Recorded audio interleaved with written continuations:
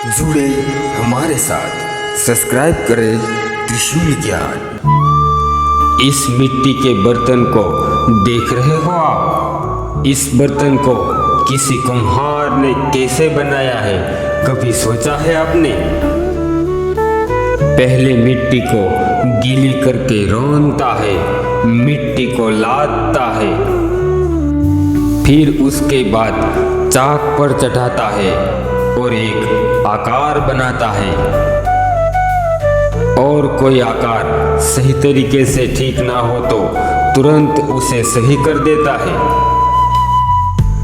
क्योंकि उसे पता है उसे आग पर पका दिया तो फिर उस बर्तन का कुछ नहीं हो सकता, उसका आकार नहीं बदला जाता। कुछ समझे आप? यहाँ पे एक सीख छुपी है। संसार के समस्त माता पिता के लिए सीख है ये।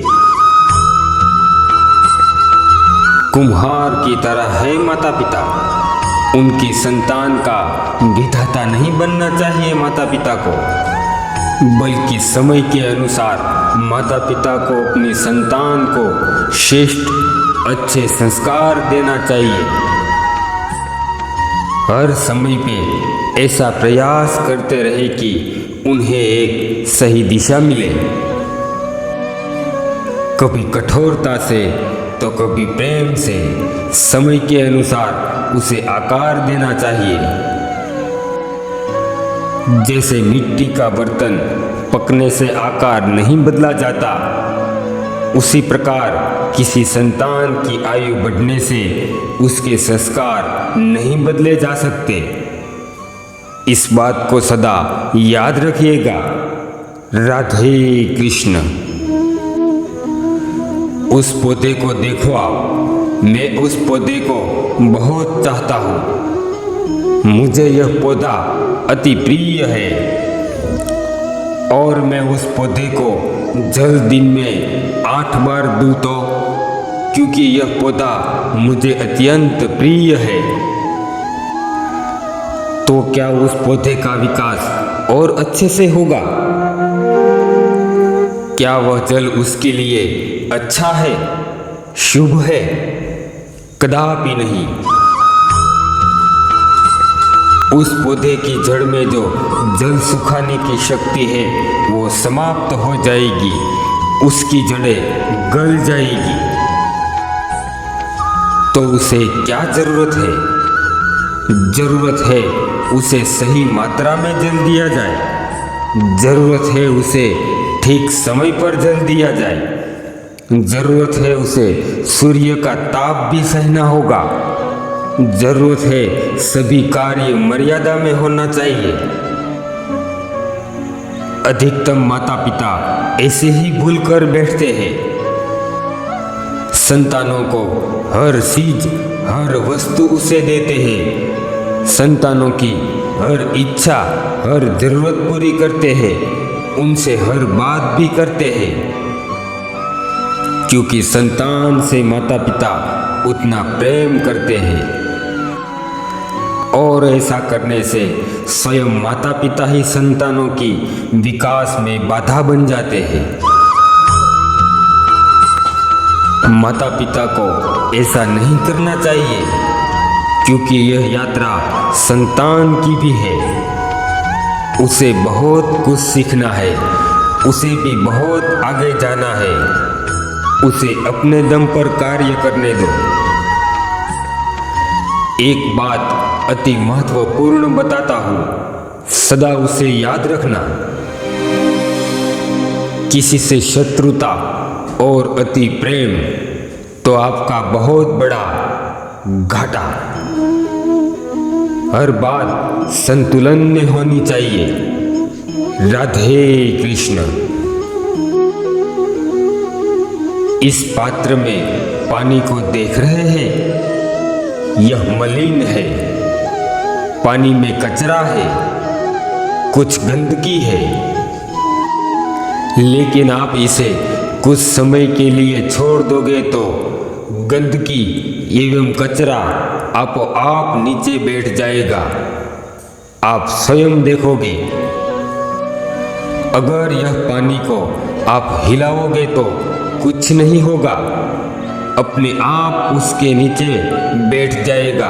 अगर आप इसे शांत छोड़ दोगे तो।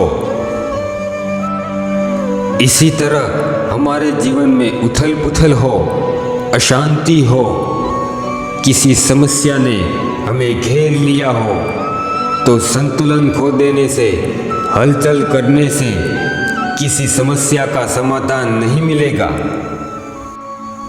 बस शांत हो जाओ, मन को स्थिर रखो, फिर विचार करो तो आपको उसका हल मिलेगा। एक बात सदा याद रखना, धीरज, संतोष, संतुलन बनाकर विचार करोगे तो समस्या का हल जरूर आप निकाल लोगे।